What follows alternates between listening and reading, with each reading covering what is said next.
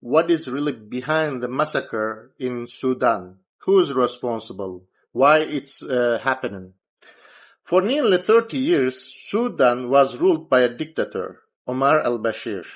Like all dictatorships of the 20th and 21st centuries, his regime could no longer meet the needs of the people. Decades of civil war, poverty, and protest eventually led to a military coup. The army seized power, but it was the same army that served the dictator. Under pressure from both Sudanese people and the international community, it was decided that Sudan should transition to a civil government.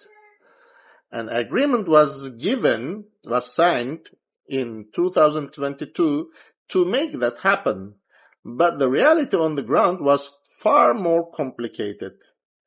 Sudan had not only the regular army, but also a powerful militia known as the Rapid Support Forces, or RSF. These forces were heavily financed and armed by the United Arab Emirates.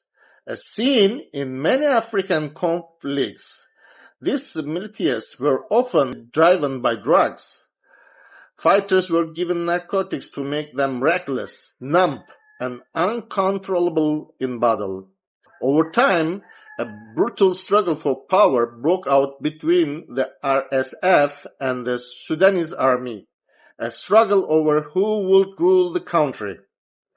But beneath that surface level fight lay something much deeper. Economic interest, control over gold, agriculture, and natural resources. The United Arab Emirates had a vested interest in those resources. A transition to civilian rule would mean that Sudan's wealth would begin to serve its own people. The country could move toward prosperity and independence, but that also meant the uncontrolled flow of gold and wealth to United Arab Emirates would stop. To prevent that, the United Arab Emirates continued to support the RSF and these RSF fighters, because many of them addicted to the drug called Captagon, became the instrument of horrific massacres.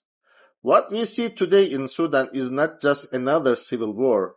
It is the result of a nation being torn apart once again in the name of power, greed, and modern-day colonialism.